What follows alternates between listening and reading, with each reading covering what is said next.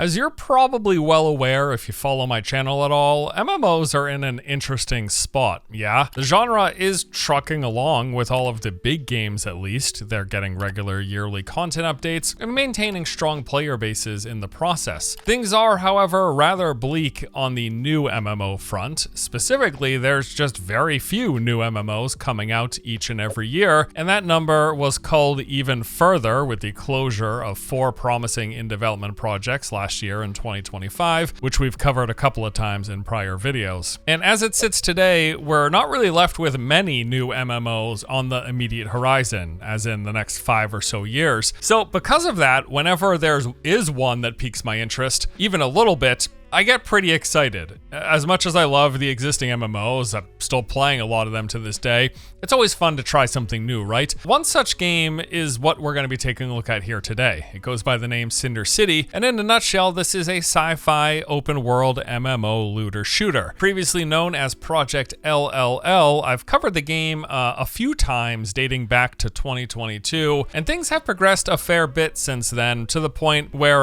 we're looking at a planned release date for this year. They are scheduling a 2026 release, and this is probably one of my most anticipated new full MMOs launching in the year. There have been multiple gameplay showcases, there's been hands-on events and interviews, which is what I want to go over here today to kind of paint a better picture of what we can expect from this game. But the TLDR of my thoughts at this point are, sure, it's got a lot of rough edges, but I am looking forward to it. I'm excited to play it. Yeah, I'm really excited for this. I don't know. Like I said, even if it's a little janky, just the premise of the game that they're building here is something that I like the idea of, so I'm definitely gonna play it. I'm really interested to see about the multiplayer aspects, if what they say is true and you can really see hundreds of players on screen, well, in the same world anyways. But I love third-person MMO shooter games, and there are so very few of them. I mean, I think Defiance has really been the only one that truly checks all those boxes. Games that are just fully open and there's tons of people on your server that you're seeing as you're walking through. There's not a lot of third-person shooters that do that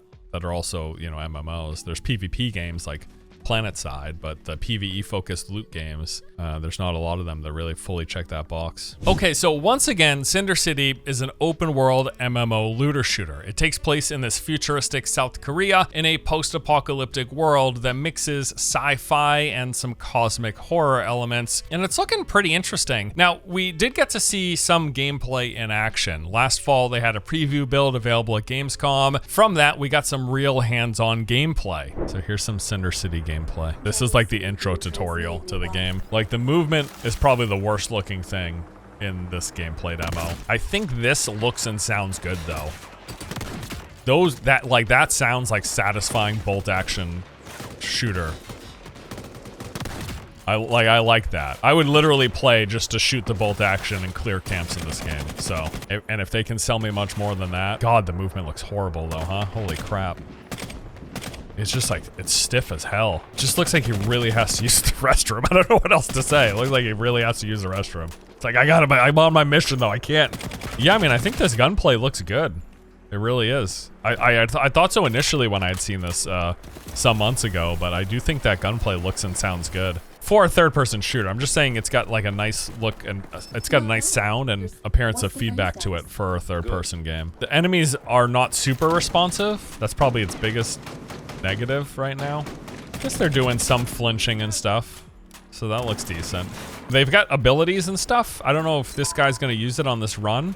He's got a shield on his number 1 ability. He's got a grenade. Yeah, there's a shield. So got a little shield pop up that she can do. And I've seen versions of this shield that appear much bigger with a wider arc. So maybe it's a thing about upgrading them. But honestly, keep in mind too, this is within the context of, this is supposed to be a big open play space where you're playing with hundreds of other people who are also going around the environment. Now this in particular is a tutorialized mission, but then it opens up into the open world. That's how the developer has described it anyways. God, I remember seeing this animation before and laughing at how horrible it was. Let me just show you guys here. Watch the animation here. So his arm throws it, then the grenade comes out of his shoulder. Watch this. Throw, grenade shoots out of his elbow. It goes forward. It's so bad. Arm goes up, arm drops, grenade pops out. It doesn't come out anywhere near where his hand is, but hey. This is a new game coming out this year that I'm actually looking forward to. I mean, I know it looks janky and it probably will be janky. Let's not even talk about the monetization because I'm not expecting much from NCSoft, but I'm hoping to have some fun. I love third-person shooters. I love MMOs. This game is looking to tick those boxes. I'll deal with some jank to like experience the game, you know? And there's some cool things. Like I think this moment's cool. They've got these guys rappelling out here. I do think the gunplay looks decent anyways. It looks good enough that I'll have some fun with it. We'll put it that way. So this is a cool moment. The vehicle comes in. It reminds me so much of Defiance. It really does. Like a better looking Defiance. And it wasn't a perfect game, but I did have a lot of fun playing Defiance. Frankly, yeah, that's basically what I'm looking for. If they can just give me like a game reminiscent of my time with Defiance, but new. In addition to that stuff, a couple of years back, they released a gameplay trailer of sorts, which looked quite a bit different from what we just looked at. First of all, I will say I like how much cleaner this looks.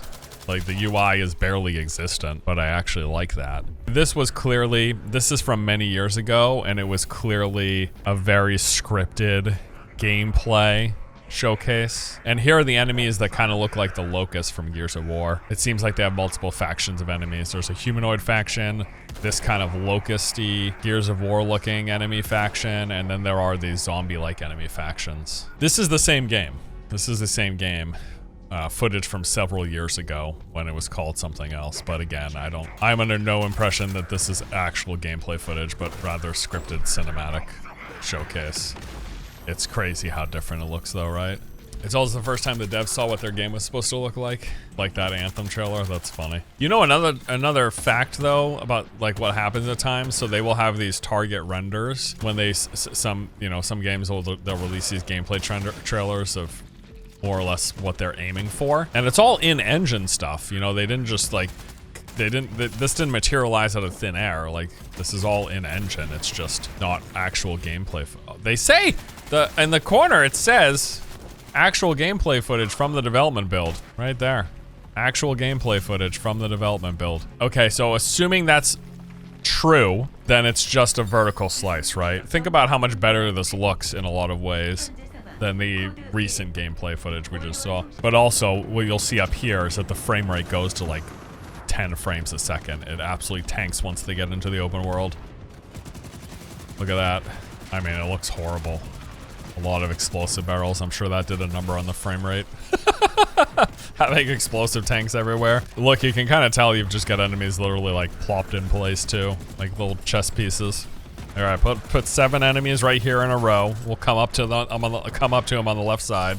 And here is the Titanfall influence here. So there's like an enemy one, and then I think shortly after our guy gets in his own. This looks way cooler than the first one shown. Well, that's the thing. This is the older trailer when the game didn't even have a real name. This is when they referred to it as Project LLL. The more recent trailers that we've seen is what it's probably gonna actually look like. This is much more obviously a vertical slice just for the trailer, because the recent gameplay looks nothing like this. Other than the terrible frame rate, a lot of this does indeed look much better. And yeah, they've got these Titanfall things, which this appears to still be in the game from the latest stuff we've seen, because they showed it in the gameplay reveal trailer with the game's official name, Cinder City. But yeah, it's got kind of Titanfall thing. You got a little jet thrust there and all sorts of stuff, you know? And then here's a Destiny bubble.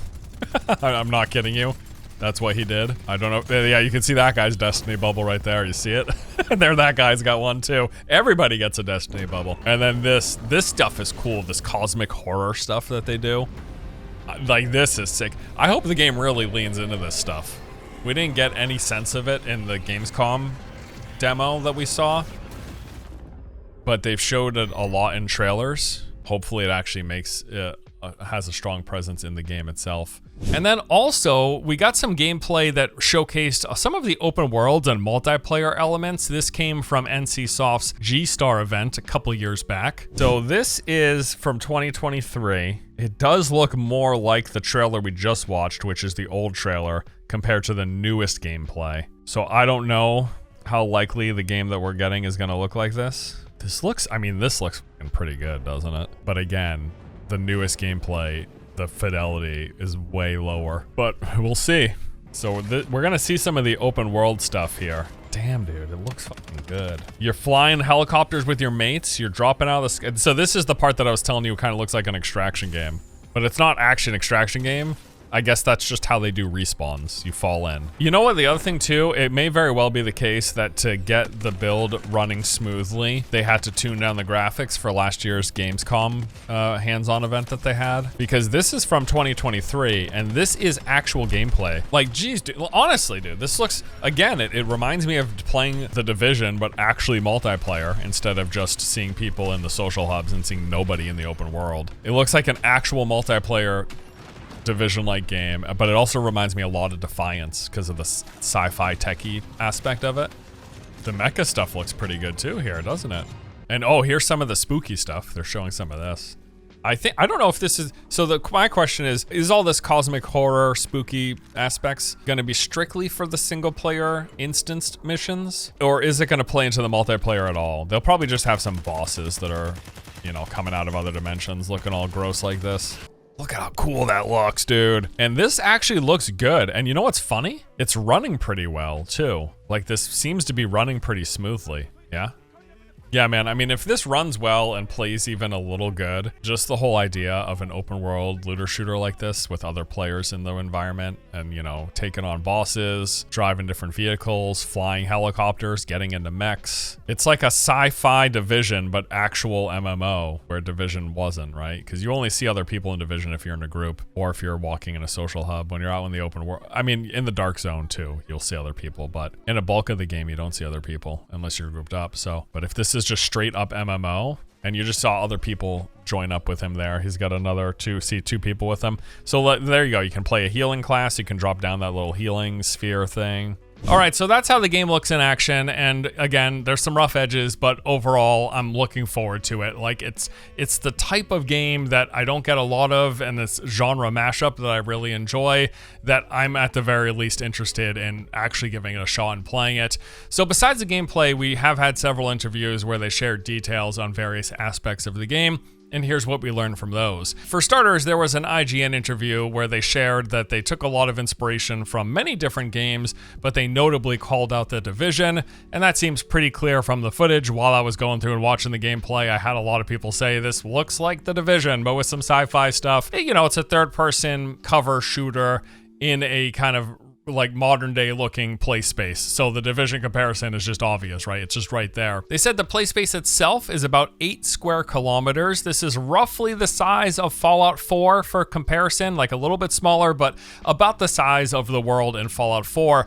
And they claim that in that space, they're going to support 300 to 500 players simultaneously, all on the same map, with there being 5 to 10 times that number of AI enemies also in that play space, which is kind of crazy. I've talked about this a bit in the past before, but I have never seen a shooter looter game where you've got PvE enemies and then real players with that many number of players on screen simultaneously. There have been large-scale PvP games like PlanetSide, for example, but not also having all of these AI enemies and then all of the calculations that take place with that stuff going on. I've never seen a PvE, like a looter game with AI enemies in an open world where there was also 300 to 500 real players simultaneously in a shooter. And that's another key distinction, because you've got like tab target MMOs as well. But the shooting, it's just, I don't know, dude. I've not seen it. The closest I think that I've seen is something like Defiance, because again, PlanetSide doesn't count because PlanetSide is just a PvP game, this specific example. But regardless, they're saying up to 500 players with 10 times that number of AI enemies all in one space. It's not going to run at 3 FPS. Is that what we're thinking here? Now, in another interview, it was actually said when they were talking about the space of the game that it's going to take place on 2 separate open world maps. One of these will be the city of Seoul, the other one of Pangyo. Also, they went on to talk about the business model. They said they have not settled on exactly what it's going to be, whether that is free to play or having a full box price, but they did go on to say they do plan to have seasonal content with things like new characters, map expansions, special events, and we can assume there's going to be some monetization tied into this, be it a seasonal battle pass, seasonal cosmetics, or some other gameplay related things for sale are almost certain because this is an NCSoft game. So expect a lot of different monetization. Expect all the monetization in this game. As much as I'm looking forward to playing it, I'm well aware this will have the most monetization for sure. They're going to incorporate a lot of different vehicles. So far in some of the trailers, we've seen things like trucks, helicopters, and motorcycles. And then on top of that, there are the mechs. These we learned will be coming in different sizes with different capabilities. So for example, there will be like small and nimble mechs as well as large tanky ones. And then they also said that they are currently mainly focused on PvE, fleshing out the world with different types of content, loot to chase, and power progression. However, they do have plans for PvP, but they are keeping those under wraps for now. And I'll just say it, I would love, going back to the Division comparison, I would love something like the Division Dark Zone. I think that's a really cool idea to have this big open map with a lot of PvE space, but then have these pockets of PvP focused environments that you can go in and out of. That's really cool, would be really cool in this game as well, as far as I'm concerned. In another interview with Mine MMO, they said that the game, again, will be leaning more towards these open world PvE and co-op elements where you have a large number of players fighting side by side. And then in addition to there being the open world content and all of the things we expect, there's also going to be instance dungeons that will, taking us inside buildings and into underground areas, maybe out in the wilderness, because while a bulk of the game focuses on the city areas like Seoul, South Korea, there will be some wilderness wild environments on the outer edges as well that we're going to explore as part of going through the world. And when it comes to playing solo, they say that you can enjoy pretty much all of the open world content by yourself, doing pretty much everything that the game has to offer, with probably the main exception being those 4-player instance dungeons.